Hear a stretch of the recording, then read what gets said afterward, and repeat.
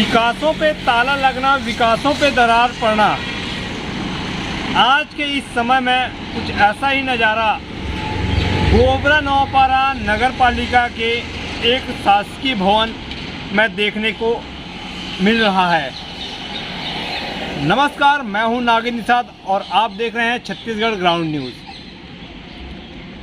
अभी जिस वक्त मैं मौजूद हूं, यह मार्ग आप देख रहे हैं, यह मार्ग है नेशनल हाईवे 130C।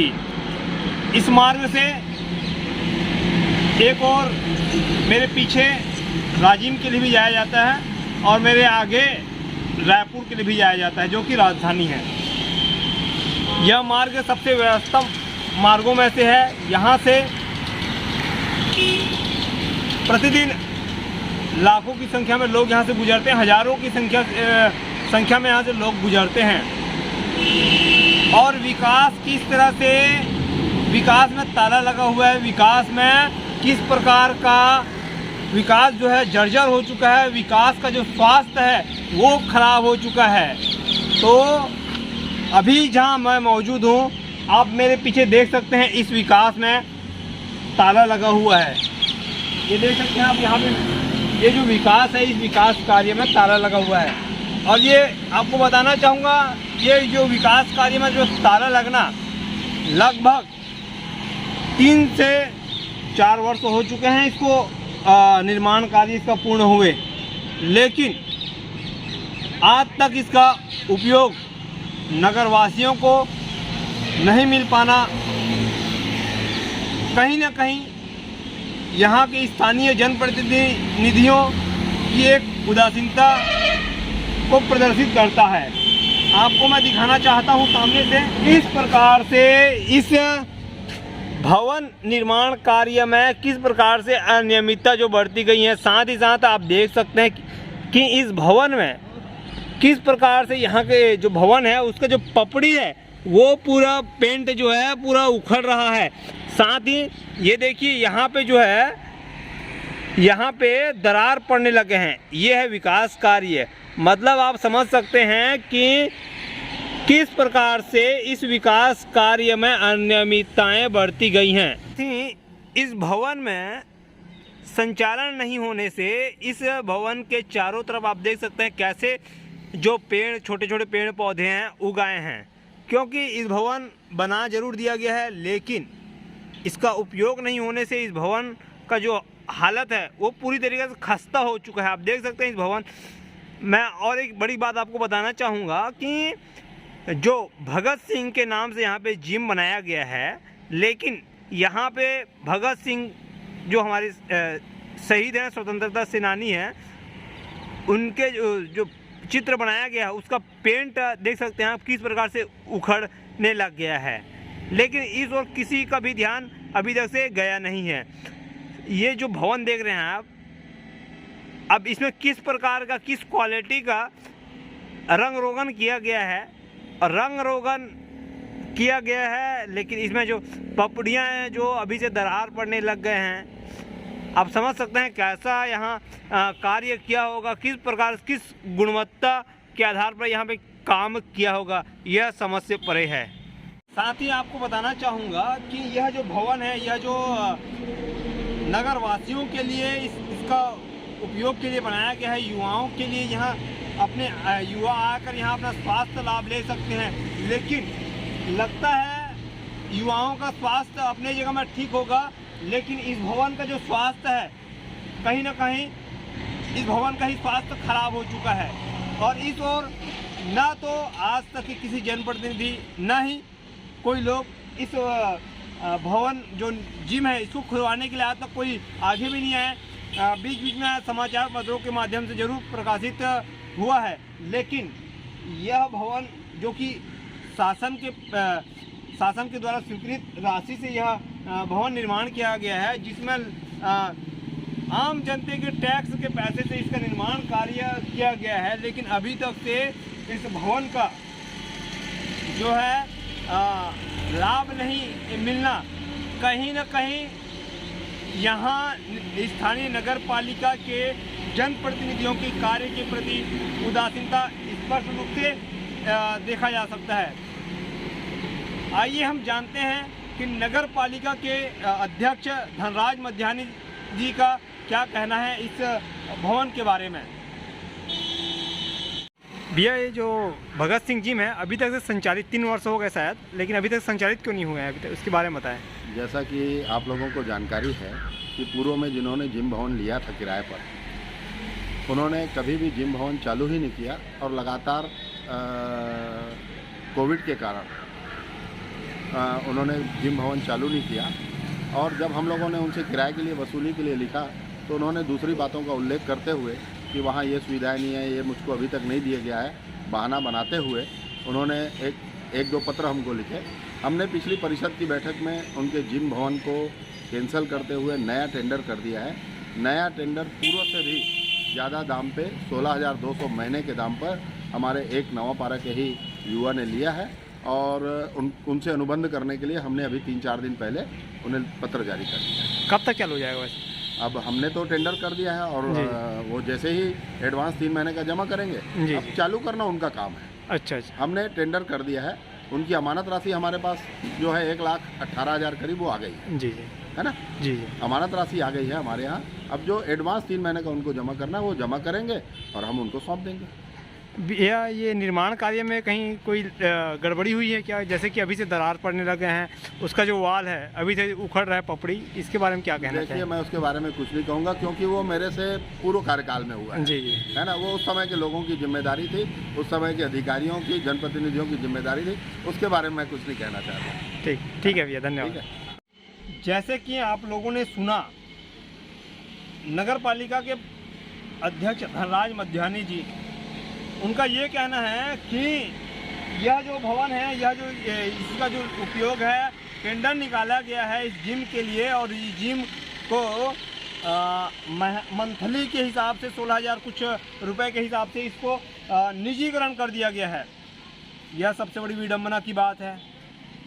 एक तरफ कांग्रेस पार्टी के लोगों का ये कहना है कि जिस प्रकार से मोदी सरकार द्वारा आज के समय में जैसे कि रेलवे को निजीकरण किया गया है, LIC को निजीकरण किया जा रहा है, साथ ही साथ तमाम ऐसे नवरत्न कंपनी है जिसको निजीकरण किया जा रहा है, उसके विरोध में कांग्रेस पार्टी निजीकरण को लेकर विरोध करती है।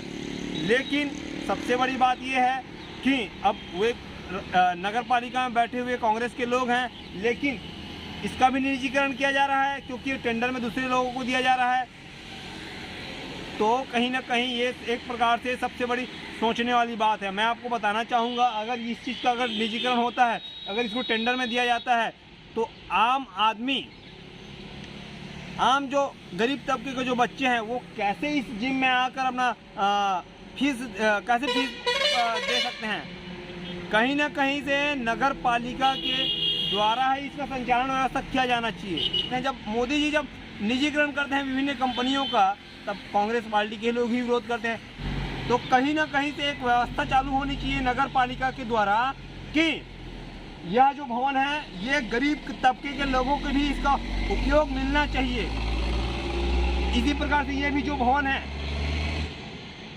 इत नगर पालिका जो कि पूरा नगर को संभालती है, व्यवस्था देखती है, लेकिन इन भवनों को क्यों संभाल नहीं पाती, दूसरे आदमी को दे देती है, किसी पूंजीपति को दे देती है।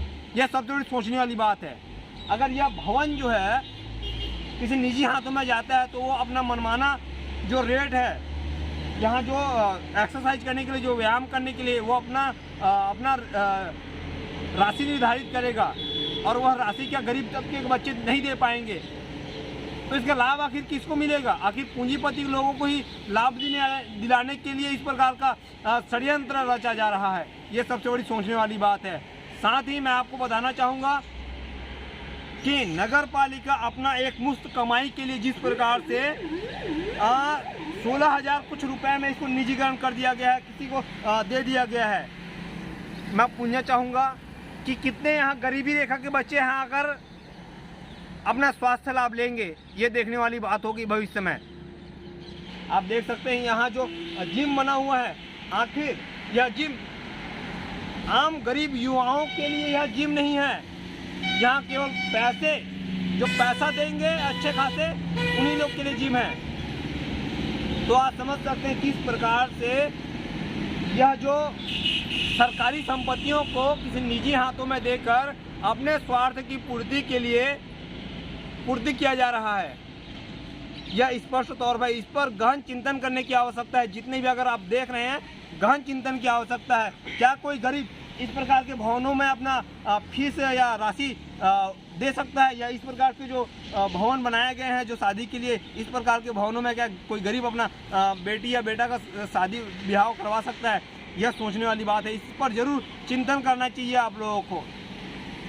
अब बात यह है, जिस प्रकार से दिया गया है, जैसे कि अध्यक्ष महोदय ये बता रहे थे कि हमको नगर पालिका के द्वारा इसको लीज में 16,000 कुछ रुपए में दे दिए हैं, लेकिन इस बिल्डिंग का हालत आप देख सकते हैं।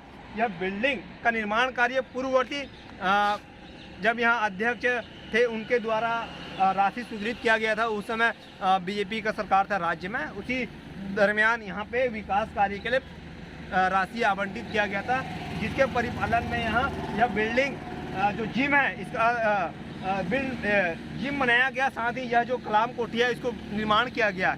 लेकिन मैं आपको बताना चाहूँगा, इस बिल्डिंग की आप जर्जर हालत देख चुके हैं।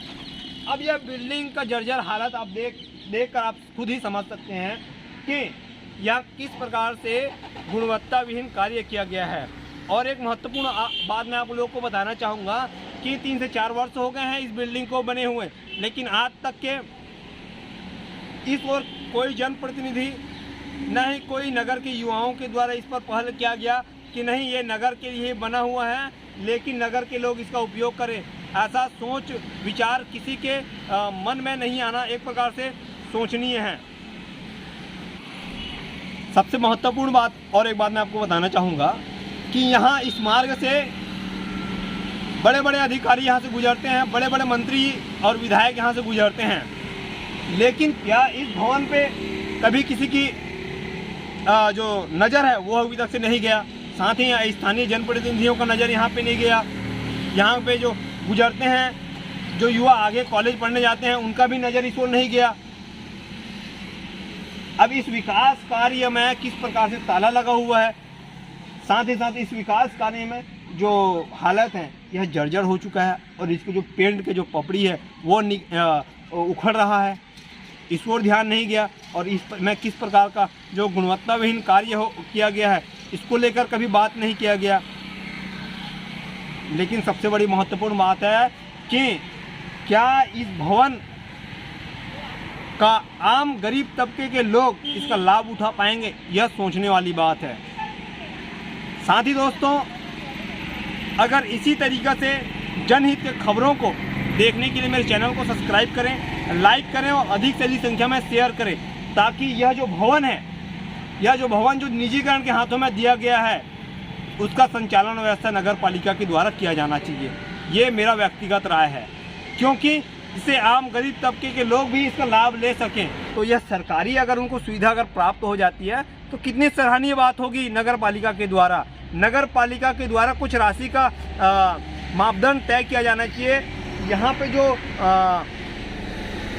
इक्विपमेंट लगते हैं, जो सामान मशीन की सामान लगते हैं, उसका व्यवस्था नगर पालिका में कांग्रेस की सरकार है, राज्य में कांग्रेस की सरकार है। उसके माध्यम से यहाँ विभिन्न प्रकार के यंत्रों जो कि शारीरिक व्यायाम के लिए लाए जाते हैं उसको सुलभ करवाना चाहिए, और गरीब तबके और सभी तबके के लोगों को इसका लाभ दिलाना चाहिए।